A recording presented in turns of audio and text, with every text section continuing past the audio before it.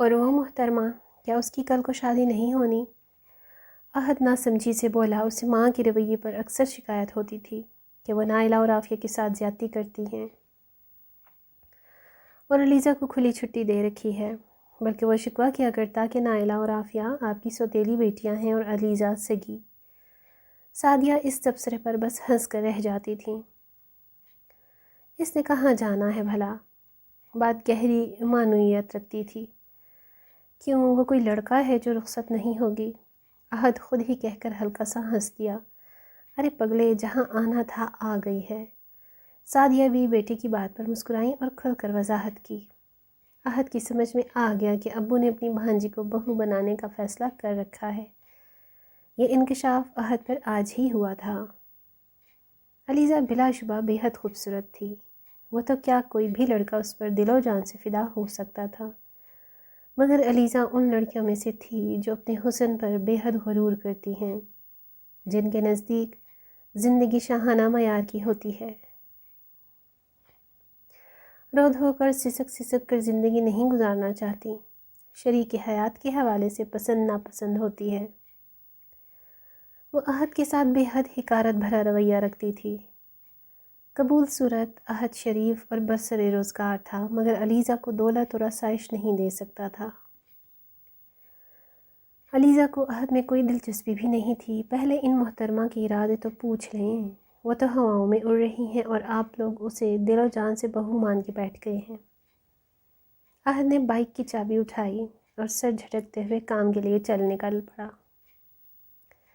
آدھے راستے میں بس اسٹاپ کے قریب اس کی بائک نے آگے بڑھنے سے انکار کر دیا، تو اس الجھن کو سلجھانے کے لیے وہ ارد گرد نظر دوڑا رہا تھا کہ اس کی نظر بس اسٹاپ پر کھڑی علیزہ پہ پڑی، اور پھر اس کی آنکھوں نے وہ منظر دیکھ لیا جس کے بعد اندازہ ہو گیا کہ علیزہ کالج کے بہانے بن ٹھن کر کہاں جا رہی تھی۔ سیاہ چمکدار نیو ماڈل کی کار اس کے پاس رکی تو علیزہ جھٹ سے جا بیٹھی اور گرد اڑاتی کار میں یہ جا وہ جا۔ عاصم، اب میرے لیے بہانہ بنا کر روز نکلنا ممکن نہیں۔ شہر کے معروف ہوٹل میں وہ دونوں ایک دوسرے کے روبرو تھے۔ ان کا تعلق پچھلے 3 مہینے سے قائم تھا۔ عاصم محض اس کے ساتھ ٹائم پاس کر رہا تھا، جبکہ علیزہ اس کی محبت میں مبتلا ہو چکی تھی۔ بس میری جان، تھوڑا انتظار کرو۔ اور اس کے مومی ہاتھوں کو اپنے ہاتھوں میں لیے عاصم کی آنکھوں میں شوخی و شرارت بھری تھی۔ کتنا اور انتظار؟ علیزہ کو آج یہ شوخی و شرارت بھی اچھی نہیں لگ رہی تھی۔ وہ چاہتی تھی کہ چوری چھپے کا یہ کھیل بند ہو اور عاصم باقاعدہ اس کے لیے رشتہ لے کر آئے۔ عاصم سے اس کی دوستی ایک سہیلی کے ذریعے ہوئی تھی۔ امیر، کبیر، خوبصورت، ماڈرن، کیا کمی تھی اس میں جو علیزہ اس کی دیوانی نہ ہوتی؟ بس ممی پاپا انگلینڈ ٹور سے واپس آ جائیں تو فوراً انہیں تمہارے گھر بھیجتا ہوں۔ میٹھی گولی وہ ہر ہفتے 2 ہفتے علیزہ کو دیا کرتا تھا، مگر آج اسے یہ کوئی میٹھی نہیں بلکہ کڑوی لگ رہی تھی اور حلق سے اتارنا مشکل ہو رہی تھی۔ اچھا چھوڑو ساری باتیں، بتاؤ کیا کھاؤ گی؟ شوخی سے اس نے علیزہ کو اپنی طرف متوجہ کرتے ہوئے پوچھا، اور پھر کوئی جواب نہ پا کر ہی وہ ویٹر کو آواز دے کر بلا لیا۔ جی سر، کیا آرڈر کریں گے؟ مانوس آواز علیزہ کے کانوں میں پڑی تو وہ بری طرح سے چونکی، نظریں بے اختیار ہی آواز کی جانب اٹھی اور پھر جھکانی پڑیں، جن میں ندامت و شرمندگی کا دل کی تحقیق کے ساتھ جا ملی تھی۔ دیکھو، کوئی مزے کی سویٹ ڈش لاؤ جس کو کھا کر میری بیوی کا موڈ ٹھیک ہو جائے۔ عاصم نے نہایت بے باکی سے کہتے ہوئے علیزہ کی جانب دیکھ کر آنکھ دبائی تھی کہ وہ نوجوان حیرت زدہ رہ گیا تھا، اور پھر اس نے آؤ دیکھا نہ تاؤ علیزہ کا بازو پکڑ کر بے دردی سے گھسیٹتا ہوا اپنے ساتھ لے گیا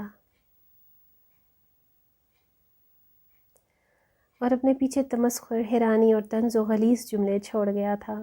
اس وقت اس نوجوان کو کوئی پرواہ نہیں تھی، کسی نظر کی، نہ ہی کسی کے تمسخر کی۔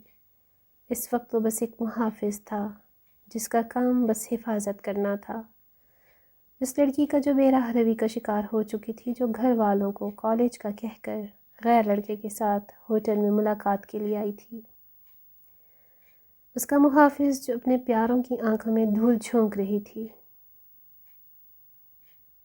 اس لڑکی کا محافظ جسے اتنی بھی سمجھ نہیں تھی کہ وہ صرف وقت گزاری کا سامان بنی ہوئی تھی، ایک امیر زادے کے دل کو بہلانے کے لیے کھلونا، کیونکہ جو عزت دینا چاہتے ہیں وہ ٹائم پاس نہیں کرتے۔ اس نادان کو اتنی بھی سمجھ نہیں تھی کہ وہ شخص بغیر نکاح کے اسے اپنی بیوی کہہ رہا ہے۔ کل کو اس کے ساتھ کوئی بھی غلط رشتہ اور تعلق قائم کر سکتا ہے، ایسا تعلق جو لڑکی کے لیے باعث ذلت ہو۔ وہ نوجوان کوئی اور نہیں، احد تھا، جس سے وہ خار کھاتی تھی، جس کے ساتھ اس کی بائک پہ بیٹھنا اپنی توہین سمجھتی تھی۔ پھر مہینے کے اندر ہی ایک ساتھ سادگی سے نکاح ہو گیا تھا۔ گھر والوں کو کچھ بھی بتائے بغیر وہ اس لڑکی کا ہمیشہ کا محافظ بن گیا تھا، جو غلط راہوں پہ چل پڑی تھی۔ عاصم نے اس دن کے بعد کسی قسم کا رابطہ نہ کرنے کی کوشش ہی نہیں کی تھی۔ وہ بھی کسی نئی لڑکی کے ساتھ کسی نئی ڈگر پہ چل پڑا تھا۔ اگر وہ ذرا بھی مخلص ہوتا تو اگلے دن ہی علیزہ کے گھر اس کے والدین رشتے کے لیے موجود ہوتے، مگر ایسا کچھ نہ ہوا، جس سے علیزہ کو اپنی بے وقوفی کا اندازہ ہو گیا تھا۔ وہ دل سے حد کی شکر گزار تھی جس نے اس کے راز پر پردہ ڈال کر اسے گھر والوں کی نظروں میں گرنے سے بچا لیا تھا۔